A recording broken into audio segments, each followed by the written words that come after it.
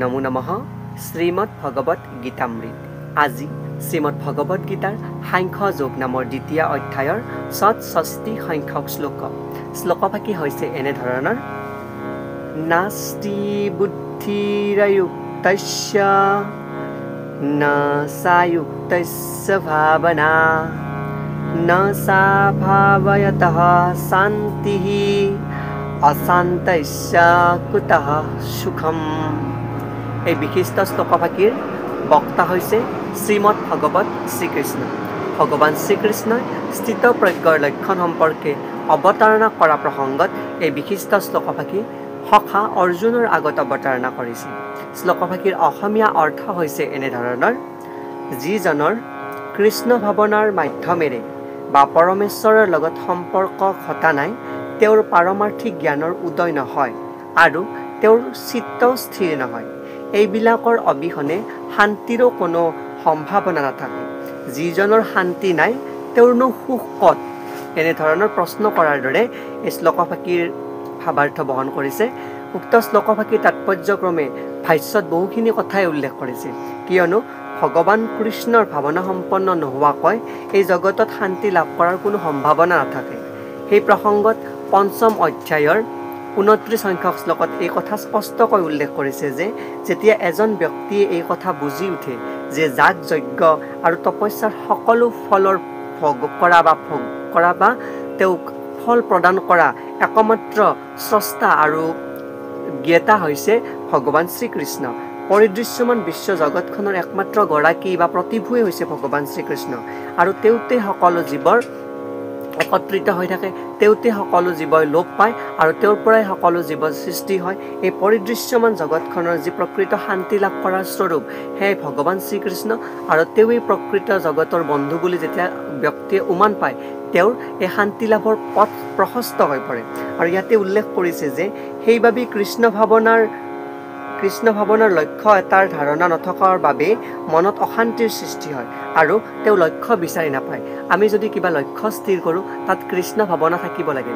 যদি কৃষ্ণ ভাৱনা নথকাকৈ যদি আমি কোনো এটি লক্ষ্যত আগবাঢ়ি যাওঁ, বৰঞ্চ তাত লক্ষ্যটোত যদি কেতিয়াবা আমি বিচলিত হ'বলগীয়া হয় বা লক্ষ্যস্থানত উপনীত নহয়, আমি যদি বিফলো হওঁ, তেতিয়া আমাৰ মনত অশান্তিৰ সৃষ্টি হয়। কিন্তু যদি আমি কৃষ্ণ ভাৱনা সম্পন্ন হয়, কৃষ্ণক অৰ্পণ কৰি কৃষ্ণ ভাৱনাৰে যুক্ত হৈ যদি সেই লক্ষ্যটোৰ প্ৰতি আগ্ৰসৰ হওঁ, তেতিয়া তাত অশান্তি লাভ কৰিবলগীয়া কোনো কাৰণ নাথাকে। আমি যদি সফল নহওঁ, তেতিয়া সমস্ত কৃষ্ণৰ লীলা বুলি আমি তাক সঞ্জিব পাৰোঁ বা কৃষ্ণকেই থিয়াব পাৰোঁ, কিয়নো আমাৰ ভাৱনাৰ যি লক্ষ্য সেয়া কৃষ্ণ ভাৱনাযুক্ত। ইয়াতে উল্লেখ কৰিছে যে কিন্তু যেতিয়া বুজিব পৰা যায় যে কৃষ্ণই হ'ল সকলো জীৱ আৰু বস্তুৰ ভোক্তা, জ্ঞেতা, গৰাকী আৰু মিত্ৰ, তেতিয়াই মনটো স্থিৰ হৈ পৰে আৰু মনটোৰ শান্তি বিচাৰি পোৱা যায়। অৰ্থাৎ মই আৰম্ভণিতে কোৱা কথাখিনিকে ইয়াতে উল্লেখ কৰিছে যে আমি যেতিয়া লক্ষ্যস্থানৰ পৰা বিচলিত হওঁ, যদি বুজি পাওঁ যে ভগৱান কৃষ্ণৰ দ্বাৰাই সমস্ত চলি আছে, তেতিয়া আমি এই অশান্তি লাভ কৰিব লগা নহয়, বৰঞ্চ আমি শান্তিহে অনুভৱ কৰোঁ। সেইবাবে কৃষ্ণৰ লগত জড়িত নোহোৱাকৈ যিজন ব্যক্তি কৰ্মত ব্যস্ত হৈ পৰে, তেওঁৰ সদায় কষ্টত পৰে আৰু শান্তি বিচাৰি নাপায়। ইয়াতে এইখিনি কথা উল্লেখ কৰিছে যদিও ইয়াতে অকণমান দ্বিমত আছে, কিয়নো কৃষ্ণ ভাৱনা সম্পন্ন নোহোৱা ব্যক্তি কিছুমানো শান্তি লাভ কৰে আৰু কোনো কষ্ট নোহোৱাকৈ কৰ্মত ব্যতীত হয়। কিন্তু যেতিয়া আধ্যাত্মিকভাৱে আধ্যাত্মিক গুৰু সমস্ত অৰ্পণ কৰি কৃষ্ণ ভাৱনা সম্পন্ন হয় কোনো ব্যক্তিয়ে কৰ্মত নিয়োজিত হয়, তেওঁৰ যি শান্তি লাভ হয় সেই শান্তি হ'ল চৰম শান্তি, আৰু সেই শান্তি অহৰহভাৱে তেওঁৰ জীৱনত জড়িত হৈ থাকে। কিন্তু কৃষ্ণ ভাৱনা সম্পন্ন নহয় যেতিয়া শান্তি লাভ কৰা হয়, সেই শান্তি ক্ষণস্থায়ী, আৰু তেওঁৰ শান্তি বিচাৰি যি কষ্ট ভোগ কৰিবলগীয়া হয়, সেই কষ্ট তেওঁ বাৰুকৈ অনুভৱ কৰে। কিন্তু কৃষ্ণ ভাৱনা সম্পন্ন হৈ কৰা কৰ্মৰ যি শান্তি লাভ হয়, সেয়া শান্তি একেবাৰে অনাদিৰ পৰা অনন্তলৈকে ব্যক্তিগৰাকীয়ে ভোগ কৰিব পৰা হয়। কিয়নো ইয়াতে উল্লেখ কৰিছে যে কোনো ব্যক্তিগৰাকীয়ে যদি ভাবে শান্তি লাভ কৰিছোঁ মই আৰু জীৱনত আধ্যাত্মিক উন্নতিও লাভ কৰিছোঁ মই বুলি, তেনেদৰে বাহিৰত যিমানে নেদেখুৱাওক কিয়, কৃষ্ণ ভাৱনা সম্পন্নভাৱে যেতিয়া সেই শান্তি লাভ কৰে, সেয়া শান্তি বাহ্যিকভাৱেও আৰু আভ্যন্তৰিকভাৱেও সেই ব্যক্তিগৰাকীৰ লগত জড়িত হৈ থাকে। কিন্তু বাহ্যিকভাৱে দেখুওৱা যি কৃষ্ণ ভাৱনাত সম্পন্ন নহয়, ব্যক্তিগৰাকী মই নিজে শান্তিত আছোঁ আৰু মই যি আধ্যাত্মিক উন্নতি লাভ কৰিছোঁ সেনেকৈ দেখুৱাৰ পিছতো ব্যক্তিগৰাকীৰ মানসিক স্থিতি বা মনত যিটো এক দোদুল্যমান অৱস্থাত থাকে, সেয়া কৃষ্ণ ভাৱনা সম্পন্ন নোহোৱাৰ বাবে তেওঁৰ কিছুমান বিশৃংখলতাই দেখা দিয়ে।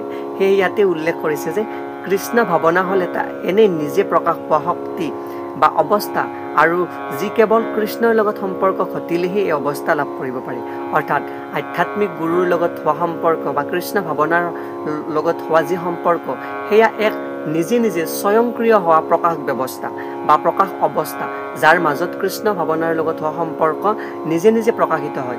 মাত্ৰ আধ্যাত্মিকভাৱে চিত্ত সমস্ত ভগৱান শ্ৰীকৃষ্ণত সমৰ্পণ কৰি যদি আমি কৰ্ম কৰোঁ, তেতিয়াহ'লে সেই প্ৰকাশমান অৱস্থাত বা ভগৱান কৃষ্ণক লাভ কৰা পৰিক্ৰিয়া অৱস্থাত আমি উপনীত হ'ব পাৰোঁ। এই কোৱা প্ৰসংগত এই বিশিষ্ট শ্লোকভাষীৰ অৱতাৰণা কৰিছে। ধন্যবাদ।